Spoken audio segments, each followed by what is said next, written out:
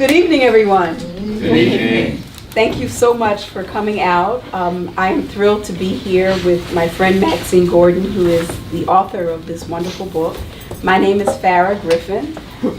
I am a native Philadelphian, and so I'm happy to be home in Philly, and especially happy to be at Uncle Bobbie's, which is just a sacred space. And so I'm grateful to be here. So what we thought we'd do tonight is just have a conversation about this book. Maxine is a friend. I sort of observed and witnessed her as she was doing the work for this book, this beautiful project, which is, I think it's too limiting to call it a biography, but we can talk about that because it's a biography and so much more. And so I thought it would be great if she would open up reading from the book, a little bit from the book, and then we'll just jump into a conversation, and then we'll have a conversation with you all as well. And then she'll sign books, because after hearing her talk about it, you'll want to own more than one, I'm sure. Yes. So before I read from the book, we all know about Farah Griffin, so you know. But first of all, she wrote the foreword to the book, okay? And she encouraged me to write the book.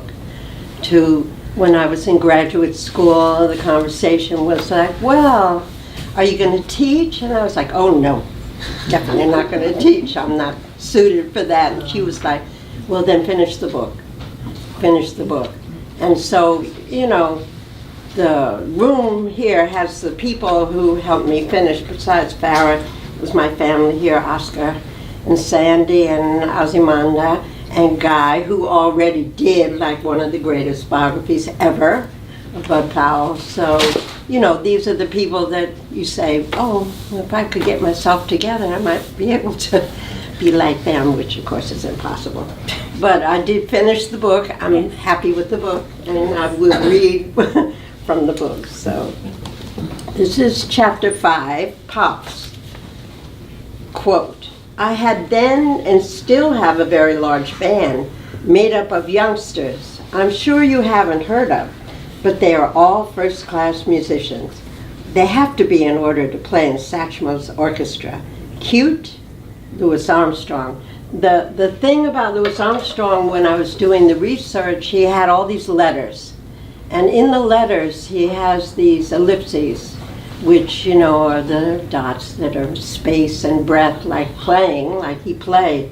And sometimes it'd be 3 or 5 or more, so that you know how he was phrasing. And Dexter said his letters phrased the way he played. And that taught him how to breathe and play, which is one of the main things about Dexter Gordon's playing, is that he didn't rush. And he could breathe, and so he learned that early. I mean, he was 21 when he played with Louis Armstrong, so that always influenced him. Here's what he wrote. He was a born ambassador, and he really was a beautiful, warm human being, just the way you hear him and see him on stage and on film. That was Louis. He was always the same, always a beautiful man. I was working at the Club Alabama, which was a nightclub on Central Avenue, with Lee Young, Lester's younger brother, who was the leader of the band. Art Pepper was in the band. We had about 6, 7 men. Mingus was in the band too. This was a gig that was from 8 to midnight. This is when they started having a curfew and everything closed at midnight. The after-hours joints would open up after the clubs closed. They were something like speakeasies. I was working out at a joint called Honey Murphy's, which was in Deep Watts. We had Jesse Price, drummer out of Kansas City, with us. He had come up with Basie, and the piano player was called Jack LaRue because he looked like the movie star with the same name. One night, Louis's manager came out, and he heard me, and then the next night, Louis came out. I didn't know he was there. After the set, someone came over to me and said, son, say son, I really like that sound you get. I looked up and it was Louis. I said, thank you very much. It was a great honor. So that was the first night. And then the next night, the manager came out and asked me if I'd like to join the band. By this time, I felt that I had built on my foundation and I wanted to get back to New York. So I joined the band, and we did a couple of flicks in Hollywood, Atlantic City and Pillow to Post with Dorothy Dandridge and Ida Lupino. In those movies, they shot the scenes with Lewis and the band, and then when they showed the movies in the South, they would cut those scenes out. Oh, that was a thrill. Every night, he had such a big, beautiful, fat, blaring sound, just ran right through you. And that was really the reason I joined the band, to play with him every night. The band was a mediocre type band. He was playing the swing type arrangements from the 30s, especially Ain't Misbehavin' and I'm Confessin'. The arrangements were just a showcase for him, but he liked me, and he always gave me a chance to blow. He featured me a lot. All the memories and feelings. He was gorgeous, he really was. I knew he liked reefer, and I brought several cans of some real Mexican mocha. Tastes like the good earth, and took 3 drags, that's all you need. So we left Hollywood and went up the coast to visit Frisco and Portland. We were doing theaters, and we hadn't gone into the one-nighters, but this is on the West Coast, so it's a little different. But anyway, whether it was the club date or the ballroom, on every night, intermissions, I'd come out with my Mexican moto, and he had a big paper bag full of, what do you call it, New Orleans golden leaf? So we'd trade off rounds of smoke, and then after about a week or so, I noticed that he didn't bring out the golden leaf anymore. Another week or so goes by, so one night I said, Pops, whatever happened to all that New Orleans golden leaf? He said, shit, son. That's like bringing a hamburger to a banquet. So it was a great time in my life with him. Working with Lewis was love, love, love. That was what it was all about, all love. He was just beautiful, always beautiful. It was just a gas being with him. He let me play all the time. He really dug me. So that's what Dexter is. So the part of the book, I said I wouldn't read his part, but I can read his part. Yeah, you can. In the Audible book, it's Joe Morton reading Dexter. He's going to read Dexter. But he began, when he was writing the book, he had these, I tell about it in the book, but he had this yellow legal pad. So when it's his part of the book, it's from his actual writing, handwritten part. So that's a good place to start. To talk about this, because I think people looking for a more conventional biography might be surprised because there's so many layers. So can you tell us how you came to doing this project? Clearly there's the stuff that Dexter wrote in his own voice, which we find, but there's also your voice as a narrator, your voice as a person who eventually was there. Can you tell us a little bit about what the seeds of the book were, and then how you came to add all those parts that make it so rich? Oh, thank you. It's rich. When it began, we were living in Cuernavaca in Mexico, and the original idea was that he would write, after he made Round Midnight, there was a big fuss. So then, you have to write, he was asked to write his biography with the writer. And so he said, I'll write it with James Baldwin. So, he called James Baldwin. That's how they are. And James Baldwin said, it's a good idea, but I'm not well. So you just write it yourself. And then Baldwin died. He knew he was sick. And then it was recommended Wesley Brown. Wesley Brown's a very good writer, and Dexter liked him because he had refused to fight in Vietnam and went to jail, and he thought, okay, well, that's a good match. So he came to see us in Mexico, and Dexter liked him, and he wrote something, and then Dexter said, I think I'll just write it myself. And he began to write it, and then, so that was one kind of, he never wanted it to be linear. He didn't want it to be in order, life order, He didn't. We had a big argument about an outline. He thought that was silly. to have an outline, but I won that argument. So. But so there was that part of the book. And then he said at a certain point when he got ill, he said, if I don't finish the book, just promise me you'll finish it. Well, you have to be very careful what you promise, right? I was like, sure. Why? Oh, of course, I'll finish it. Who knew? So then I had to go back, and then he said, oh, and I'm leaving money so you can finish college, because I hadn't finished college.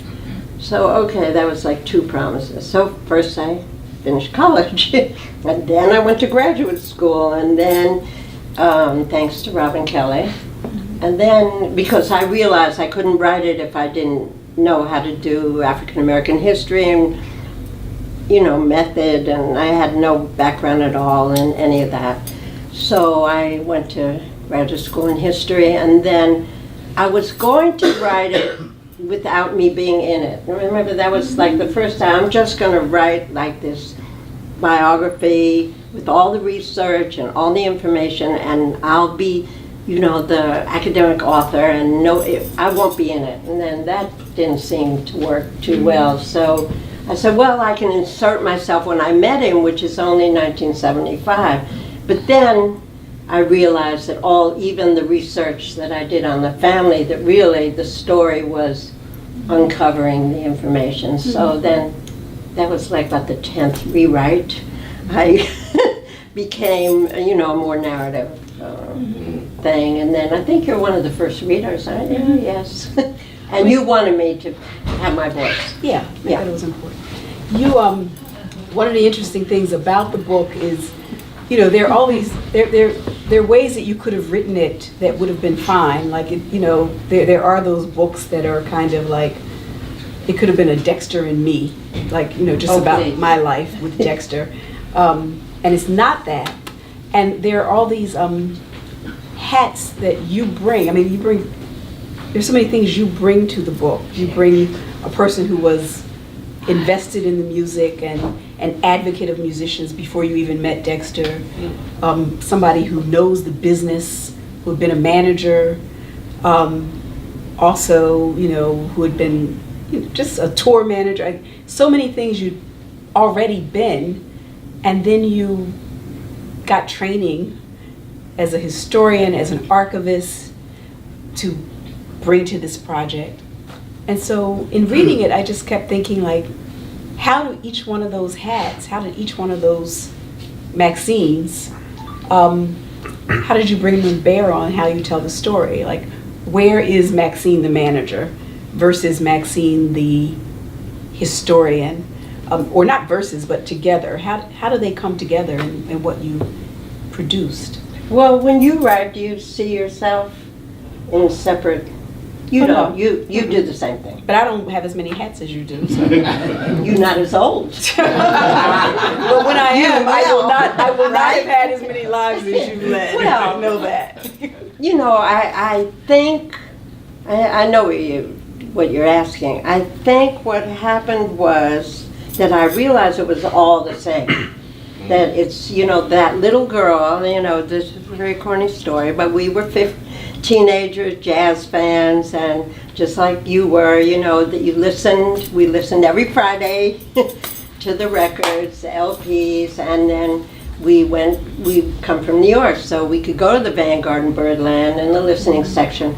But when I heard, and it's in the book, and it's really the truth, when I heard Art Blakey with Lee Morgan, that's Billy, and Wayne Shorter, and Bobbie Timmons and Jimmy Merritt, I said to my friend, who I thank in the book, Joel O'Brien, he was a drummer, I want to be, how do we get around those people? These people are really different. And he was like, oh, they won't talk to us.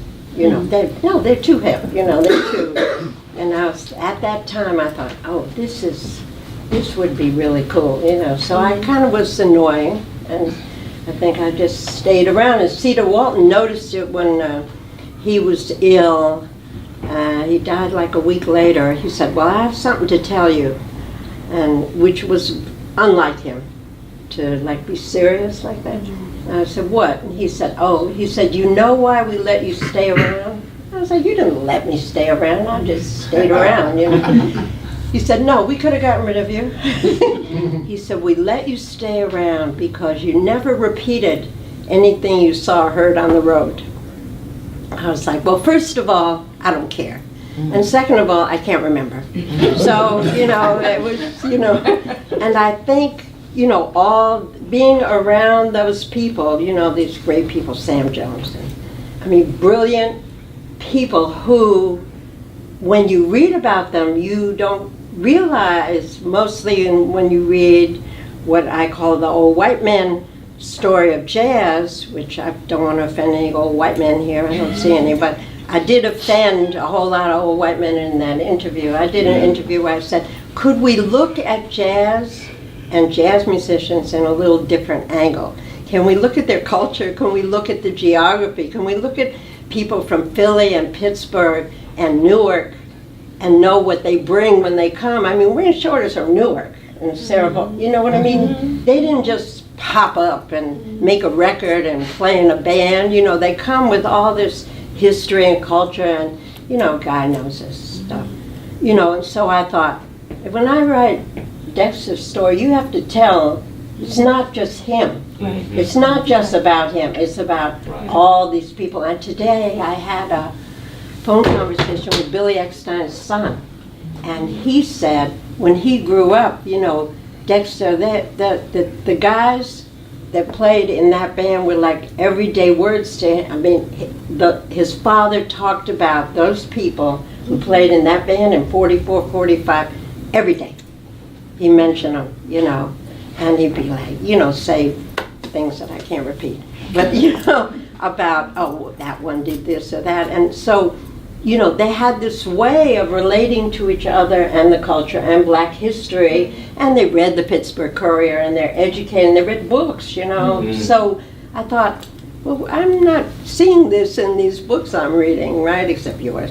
But we need to tell that story and tell it within, anyway, I was determined because, So there are two parts in particular that I'm thinking of, and I'll just throw out, Maxine the historian has a person in the book. I almost think of it like they're characters in this book. And so can you talk a little bit about Captain Baker? And did Dexter know about Captain Baker? And just share with us who Captain Baker is in the book. He's in the beginning of the book. Well, what he knew was, he said, they say that my grandfather, he called him grand-père. He said, they say that my great-grandfather, they say, that's how they, would hear the stories, was French. So he made this drawing, and he'd say grand-père because he spoke French, and had a little beard and, everything. So that was grand-père, and he said, and I had this grandfather, he was in the Spanish-American War, he was a Buffalo Soldier, they say. But no, he knew that. And he said, yeah, and he's born in Wyoming or something. So, I remembered that. And then he said, so he wanted a section of the book on that. But, here's what he knew, what he wrote down. So then, of course, I had to investigate that, because, now we know how to do that. And it's, what happens in history, and Guy knows, and Barbara surely knows, how they want to be known, these people. And so they kind of come forward. So I was in the Schomburg, and I see this book, and it says, On the Trail of the Buffalo Soldiers, had a red cover.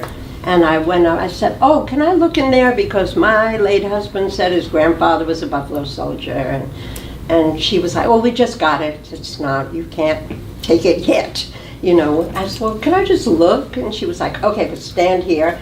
So I was standing there, and I opened the book, and there's a picture in the frontispiece, looked just like Dexter, and it says Captain Edward Baker. It's the grandfather. You've seen the pictures in the book, just like him. I was like, oh shit, I guess he was, And this man was Captain Baker, was one of only 5 African Americans with the Medal of Honor in the Spanish-American War. He was a big black military history figure, but what do I know about black military history? So then I write to the author, Dr. Schubert, and I was like, my late husband was related to him, Ken, do you have any further information? And he was like, I got my master's degree on Captain Baker in Wyoming or something. And he's a historian who worked in the Pentagon, and now we're really good friends. And he was like, oh, come to my house. Anyway, he had microfilm, which is why my eyes are now blurry. And so he actually worked with me on that. And so, I could uncover this information on this person and bring him to life. But when I opened that book, and I think back to it because I was with my friend Euphemia, and we were like, oh my God, it's like Dexter. And we were, that was before I started the book. It was just thinking about it. And we were like, this guy wants to be found. Barbara knows this. Yeah. We have to write about him. Right. So, librarians and historians will help you. Yeah. When you say, oh, I'd like to write something about, they were like, okay, and then they give you like boxes of stuff that, you could write. Are you going to, and who else knew about him was Kareem Abdul-Jabbar, because he does historical research on Buffalo Soldiers, and he was like, oh my God, it's Dexter's grandfather. Oh yeah, everybody knows about him. I was like, oh, really? Everybody who knows about the Buffalo Soldier. Right. But, the Buffalo Soldier thing is complicated because they were not, that cool about the Native Americans. So what, did they have other choices in, 1865? And so, I do try to quote Bob Marley. But I think that's when she talks about the, giving them context, right? That people don't just spring out of nowhere, right? That she, we get the Captain Baker. How did we get from Wyoming to L.A.? How does that part of Dexter's story happen? His mother is the daughter of Captain Baker. So they were named Boulanger because the great-grandfather's French from Normandy. He marries a woman from Madagascar, and because it's in the book, but anyway, the Catholics were expelled from Madagascar in 1820, and they emigrate to Canada, so because they could, from France, and they cross the border into the Wyoming Territory, and then they become colored in the census. And so these people then now are colored, America, in Wyoming Territory. And I got invited to the University of Wyoming to give a book talk because somebody read the book. They were like, Wyoming, Dexter Gordon, good. Can you? I was like, okay, I'll come to Wyoming. But and so they get to LA because this Captain Baker gets transferred. He goes to the Philippines after the Spanish-American War. Then the children, they somehow. It's in the book. They somehow migrate to Los Angeles as a very early black migration to Los Angeles. That's the other thing. When I was looking at African American history in Los Angeles, I went to the library. What do I know? It's like 20 years ago. I go. They have the great public library there, don't they? Oh. And I said to a librarian, I'm writing about. When you don't know what you're doing, you're just like, okay, I'm writing about African American history in Los Angeles. She said, well, that won't take long here. There's like one dissertation, Max Bond, 1936. I was like, well, do you have any other books? No. Well, now we know. Yeah.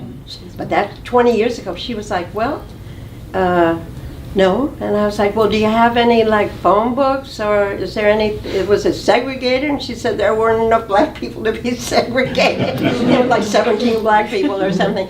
So Dexter's father came in 1917 and to be the second black doctor. There. Yeah, but they only had one. Right. So, it wasn't a very large population. So he grows up in a really musically rich place, though, and he's playing at a young age. He's got great teachers there. Yeah, they had great. What's that scene like that creates him, gives him that? Yeah, it's Sam Brown and the other band director and Lloyd Reese, and then a woman who taught Melba Liston and had a school and had like they played on Saturdays, and they played in the street, and they played concerts. And Melba was 13, you know, and she already said to Dexter, so she's 13, he's like 15, 16, I think 3 years different.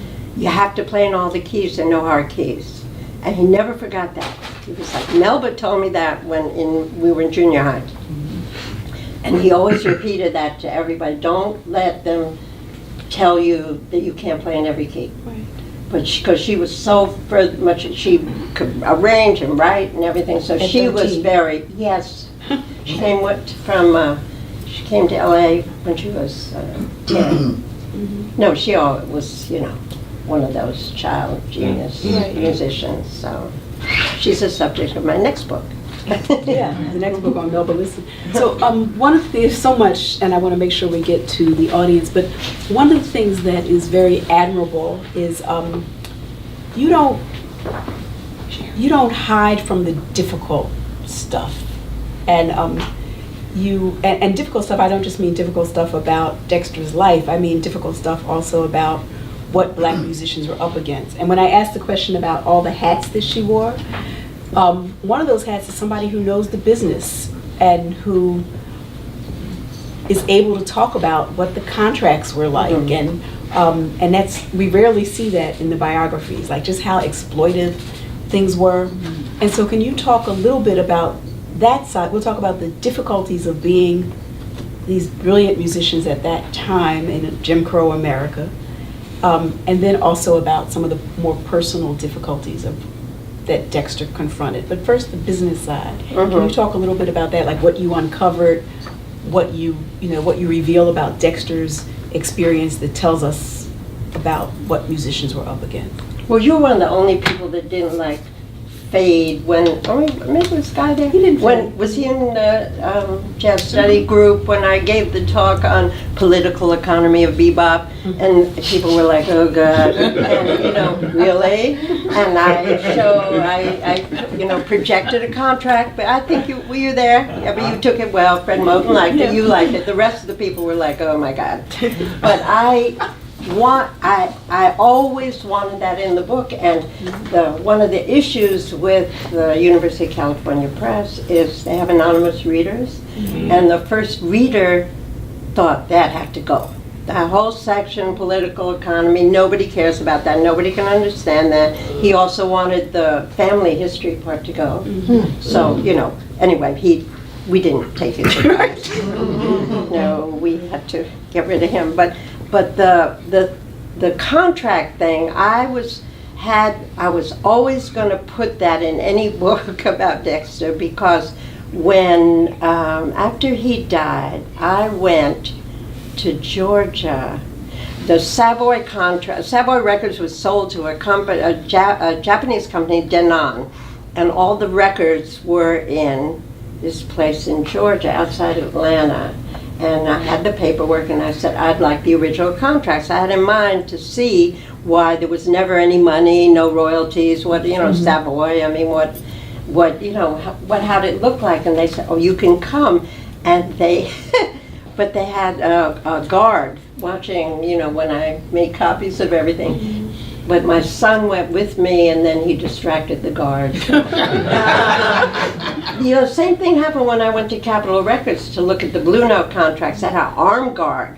I said to the guy, I do jazz. Did you ever go there to the Blue Note thing? Oh, you should look at that stuff. So they had an armed guard, and I was like, I do jazz. Do you have to have a gun? And he was like, we got the Beatles stuff here, and people have come and said they're doing research, and then they steal stuff, and so I was like, well, I do jazz, I'm not stealing. He said, well, okay, I'll take a break.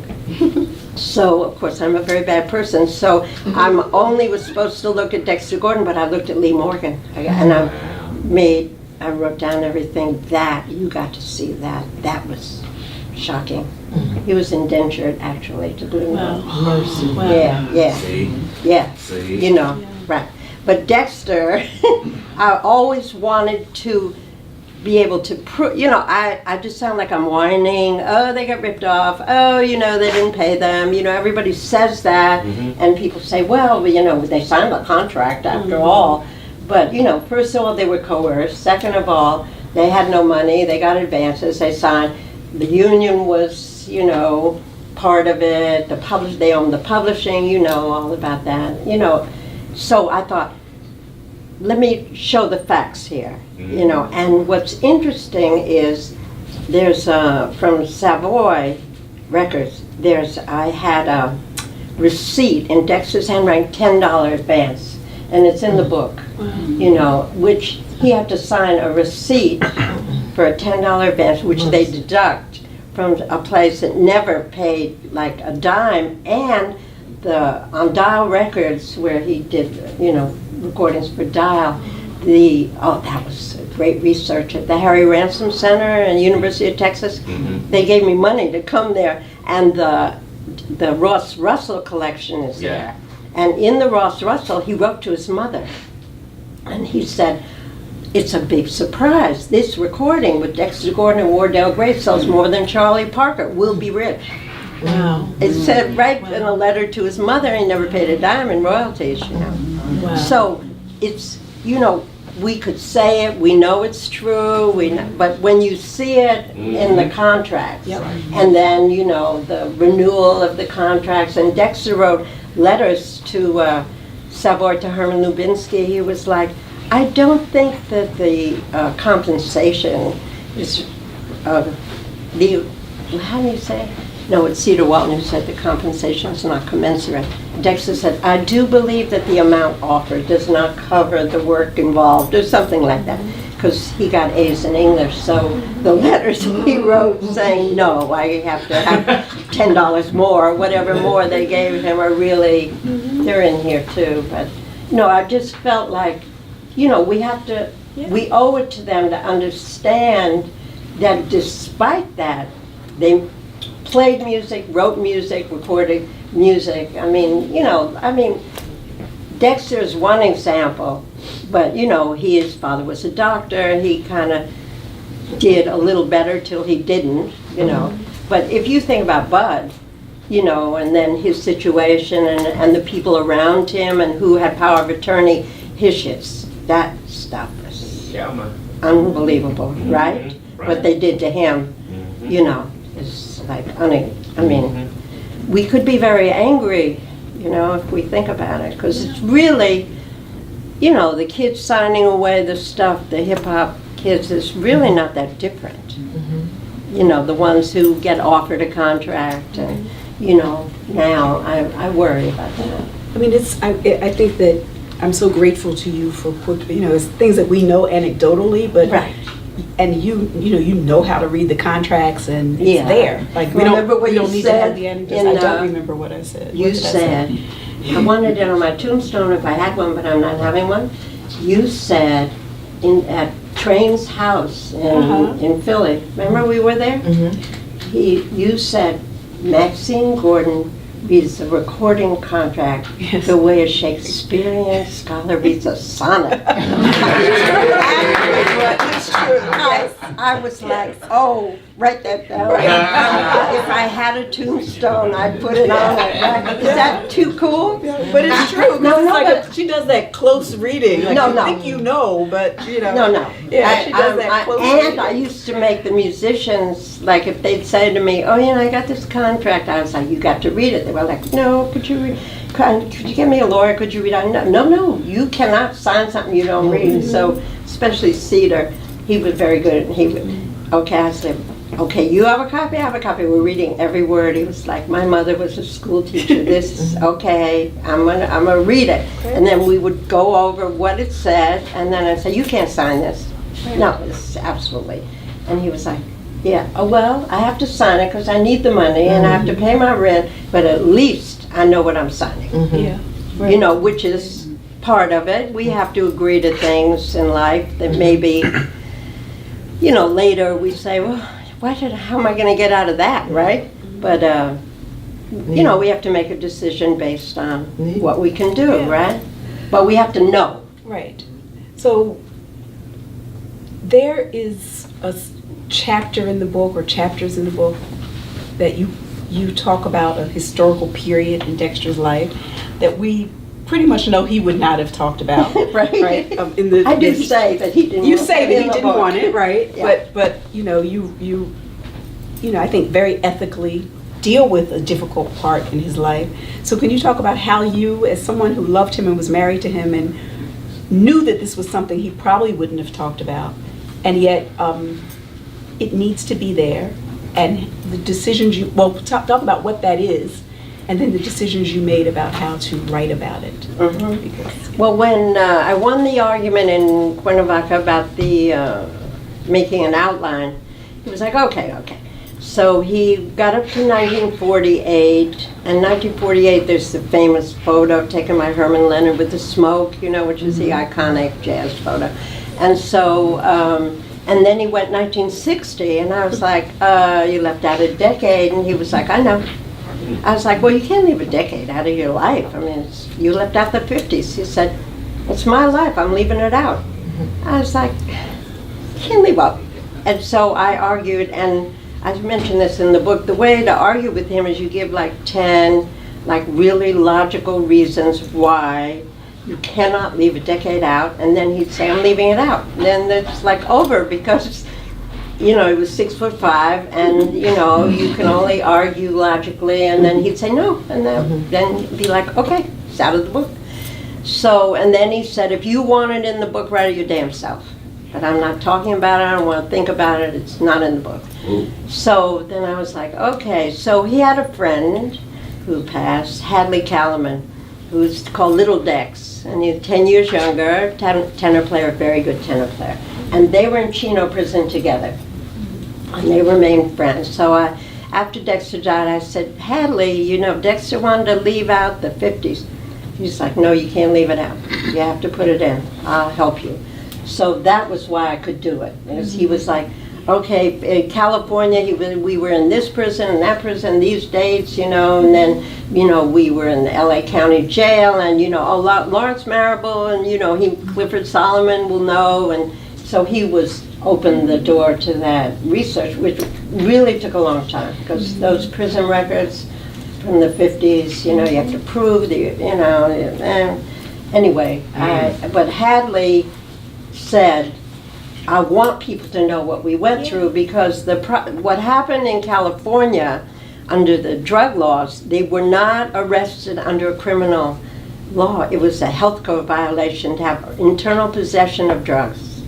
And the way they proved it was this nailing test, which was later barred as being inconsequential. But for internal possession, if you had marks, for internal possession, 90 days. So they were always, you know, being locked up. I mean, all the musicians were locked up for 90 days. And what Dexter's very close friend was the drummer, Lawrence Marable.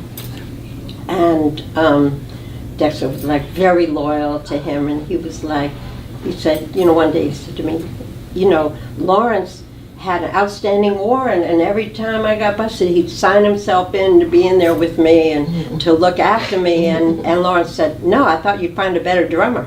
So, you know, how do people who live through some shit like being locked up, you can't leave California, you on parole, then you get busted again, you know, so then they got sent to Chino, where they made a movie called Unchained that they're in. Roy Porter's in it, you know, there are a lot of musicians, but they are not on the soundtrack, because if you were in jail, you couldn't be in the union. So every time you got out, you had to rejoin the union and pay. So, and you lost like all your benefits from before. So the in that movie Unchained was when he's playing in the band, Dexter, it's this tenor player Georgie Auld. It's a famous white tenor player, and the irony is when Robert De Niro made the movie New York, New York, and that Georgie Auld is playing that part in that movie, and but Robert De Niro told Dexter, he made me listen to Dexter Gordon to learn for that part. So, in flash forward to around midnight,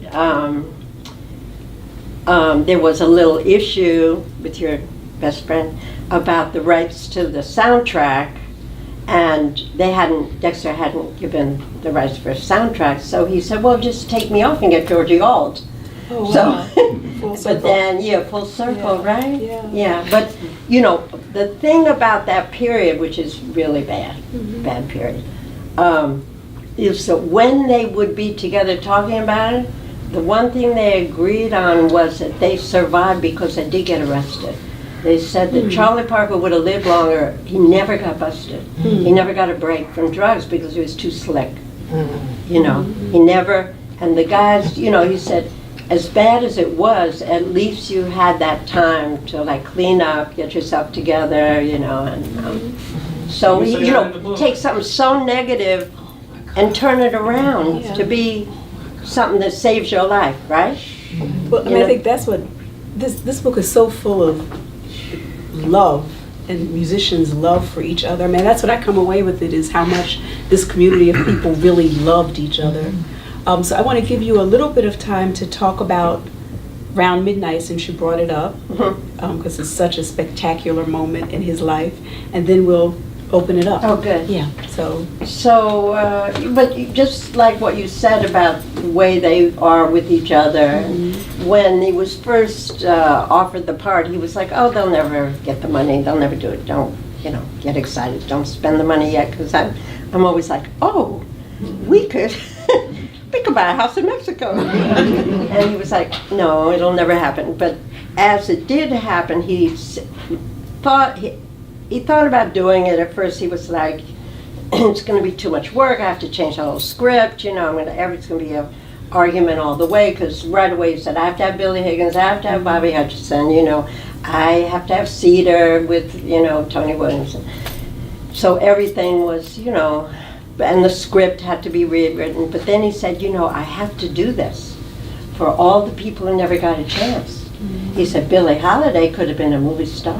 Billy Eckstein, Coleman Hawkins, he was like, they never gave them a chance. Duke Ellington, what? So I have to do it for them. I have, and for everybody, all the musicians, they'll see it, they'll like it. He was always thinking, what was the guy he was always using an example? Cecil Payne.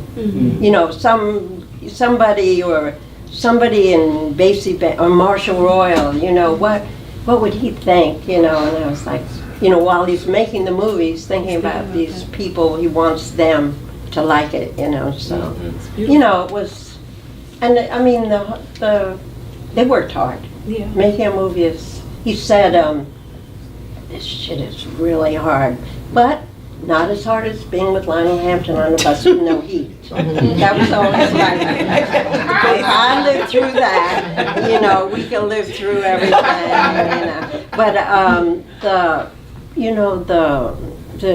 I have family here that knows his story, but his sister-in-law, that we all are related to in here, Shakma, she was the one that really, I mentioned her in the dedication, but when I think about her and him and how she worked to like uplift him, and also she used to say, leave the past, leave, go forward, don't drag that shit that, people want to talk about, or that, is negative with you, move forward. So, we never forget her, do we?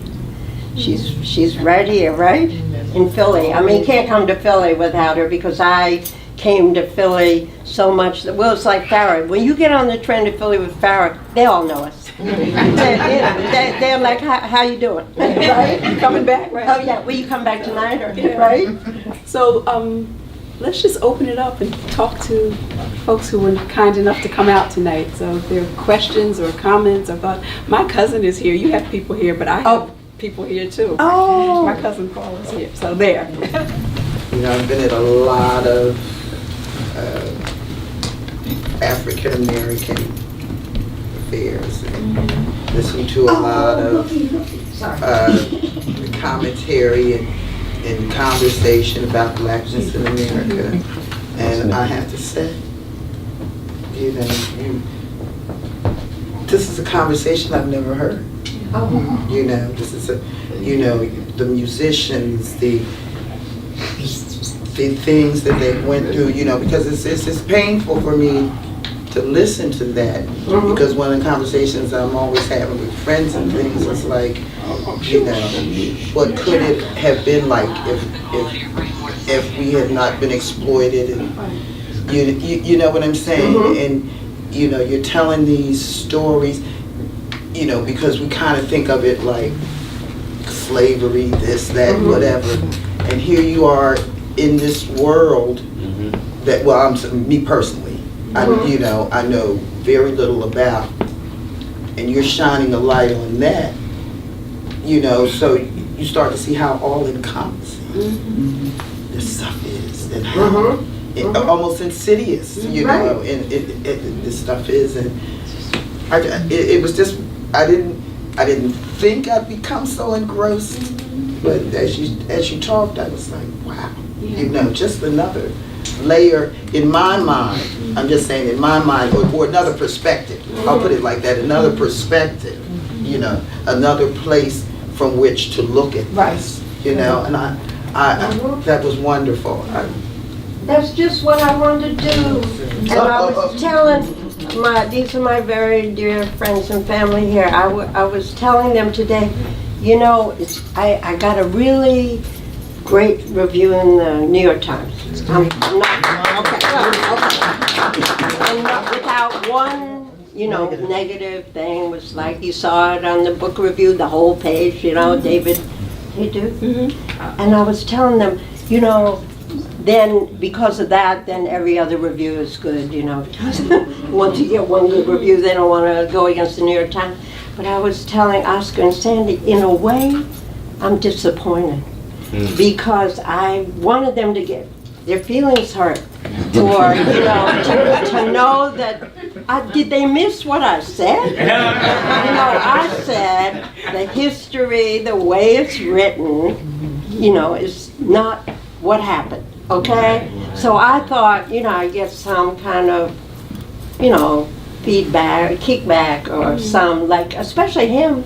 Yeah, but he didn't do that. I think it's because what Maxine does, I mean, we sort of know, we read these reviews enough, so we sort of know where the negative will come.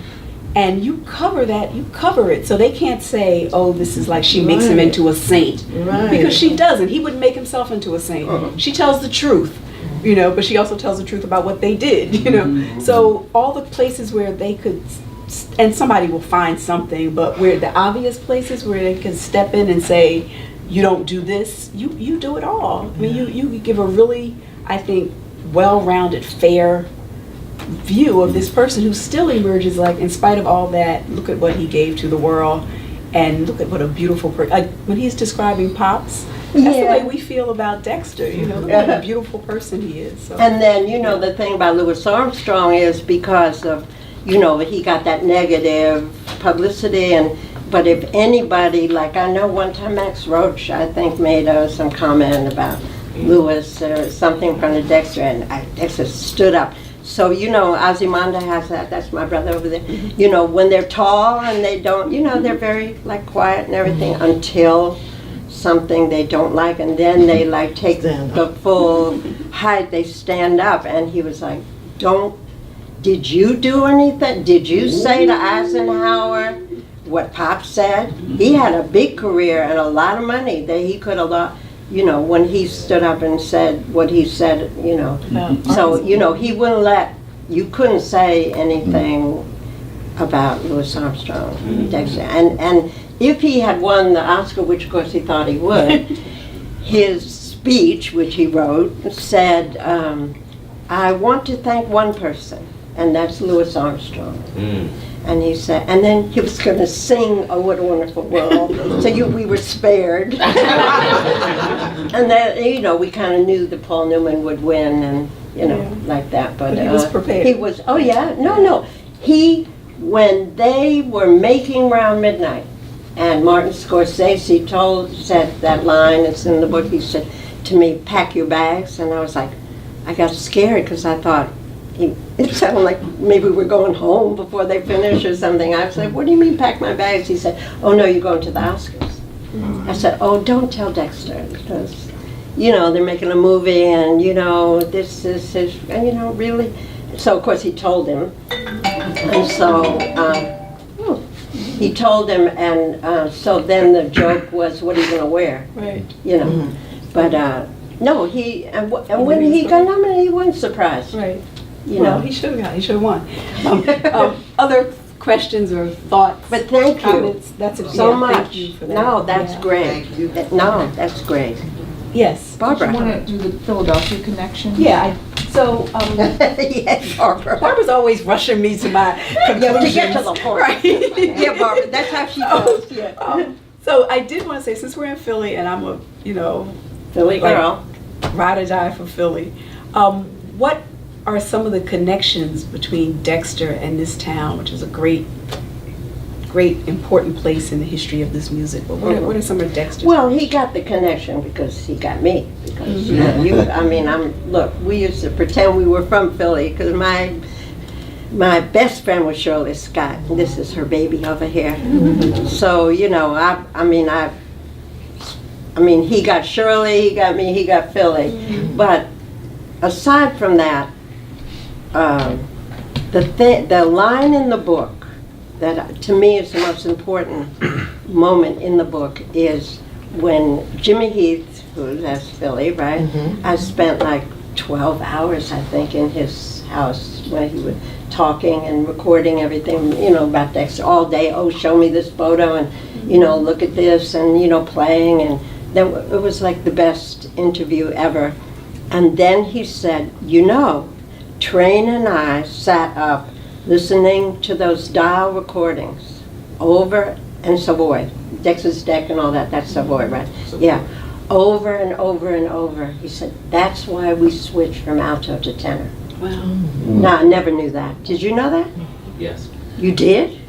Yes. That's why in that moment that they decided to switch? It was in one of those oral histories.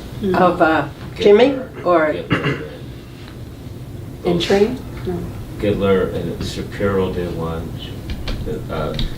Hear Me Talking to You. Oh, Hear Me yeah. Talking Oh, that Nat one. Hentoff. Yeah, well, no. No?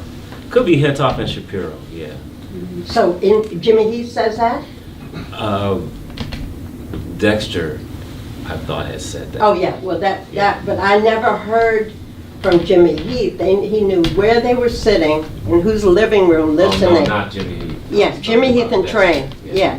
No, we always know, they say that, they were influenced, but this was like, then you think how that changes jazz history, because if they hadn't decided in that moment to switch, they'd be alto players because they wanted to play like Bird, right? So it was in that house in Philly, and I thought, oh, isn't that great?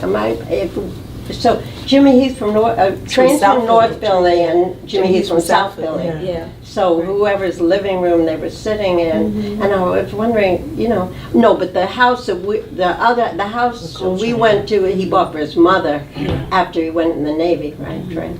So that's later. But Yeah. anyway, that made me realize how connected Dexter is to Train and Jimmy Heath. So which can't be more Philly than them, right? Yes. And didn't Shirley and Dexter record something here in Philly? Yeah, and that with Grover. Grover. Washington. Yeah, that album where he plays, she plays Besame Mucho. Yeah, American Classic, right? Is that called American Classic, that album? Yeah, great.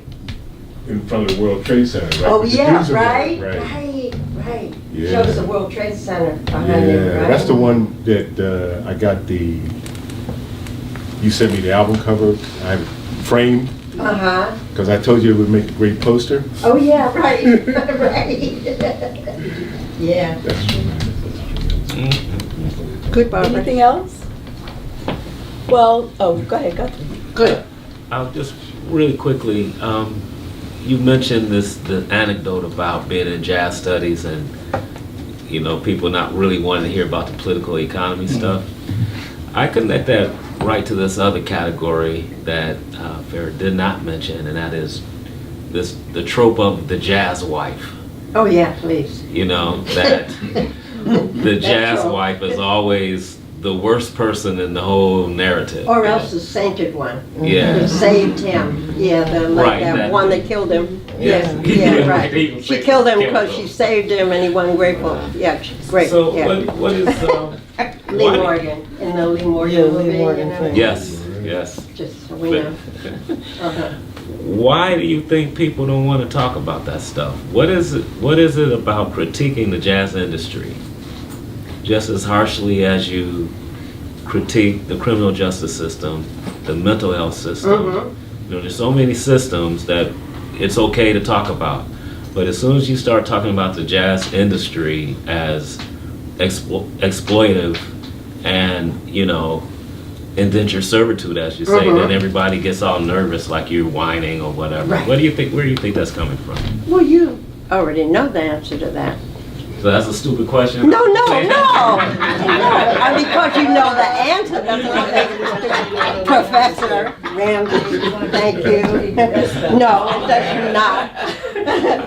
And I'm like, and see, you asking her that question, I'm like, be careful, Max. You would answer. No, I never you- asked you that. No, but you know what, okay. First of all, they're all white, okay? When Dexter signed with Columbia, and I was like, this is not a good look. Could you hire one black person to be an executive now that you're gonna have jazz, you know? And Bruce Lundahl said, okay, yes, maybe we should. We'll try to find one. And they found George Butler. Now, George Butler was just as bad as everybody else, you know, and he liked Mantovani. You know what I mean? And so now we have like the token black man that's gonna like, you know, and his son went Marsalis and he thought that was gonna save jazz and, you know, so the problem is what you call business, right? That, you know, business is about money, you know, business is telling jazz musicians that it's their fault if they don't sell enough. I mean, last year, I got talked into something by Louis Hayes, the drummer. He wanted to make a record for Blue Note, a tribute to Horace Silver. And he called me up because he's my old friend. And I was like, I retired in 1983 from this shit. I do not do this. He was like, okay, I want to make a record on Blue Note, a tribute to Horace Silver. You have to contact Don Was. That's the president of Blue Note. And I was like, no, it's not a good idea. They'll never do it. He was like, just send an email. Okay, I sent one email. Don Was is from Detroit. He loves Louis Hayes. He said, oh, what a great idea. Okay. So now I have to be executive producer of this album. So I see the contract, and I was like, is it 1947? You should see it's exactly the same. It might be worse because it's later, you know what I mean? You know, in a way it's worse because everything's charged back to the artist. I mean, I said, oh, Lou, you can't do this. Well, of course he did it, right? I want to do it, okay. And now they said they didn't pick up the option because it didn't sell, which they have no marketing, they have no promotion, they don't do social media, they don't have anybody there. One guy who's 30 who never heard of Horace Silver. You know, yeah. And they were like, I said, could I see the sales figures on Horace Silver? Oh, we don't own that material on Blue Note. It's owned by Capitol because it's catalog. So what that means is all the classic Blue Note that we know as Blue Note is not owned by Blue Note Records. Right. It's owned by Universal Music.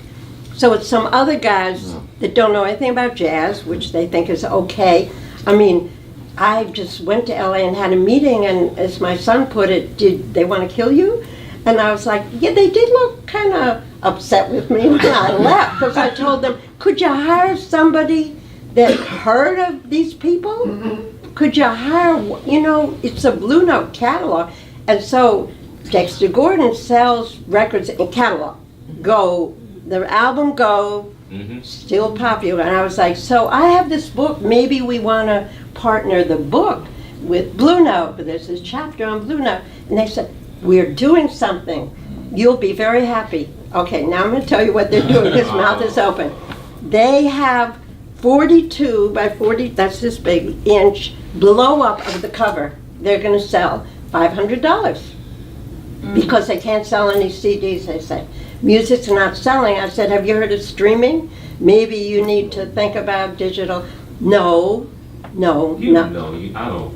I'm telling you, you could go with me to a meeting next time. It's unbelievable. And then they still blame the artist if it doesn't sell. They were Mercy. blaming Gregory Porter for making that King Cole record. Mercy. Because they were like, well, you know, the one he made before really sold, but this one, you know, Nat King Cole, you know, he wanted to do it. And let me tell you how smart Gregory Porter is. He owns it. He let them distribute it, but they don't own it. So he paid for it Yeah. himself. He recorded it. It's a great album. Yes, It's it a is. great Yes, album. it is. So they don't like it, too bad. You know, give it back. So, you know, but I mean, they were like, oh, well, you know, Nat King Cole, nobody remembers Nat King. I was like, really? Really? You know, so anyway, that's my answer. It's bad. It's really Thank you. I bad, should have started out guys. by saying thank you and congratulations. Oh. This is amazing. Yeah, you know how long it took. All the conversations. I'm so proud of you. Yeah. Thank you, honey. So, Thank you. thank you. Yeah, and so you can see why, I'm always calling her out of retirement for some young musician, like, you need to talk to Maxine.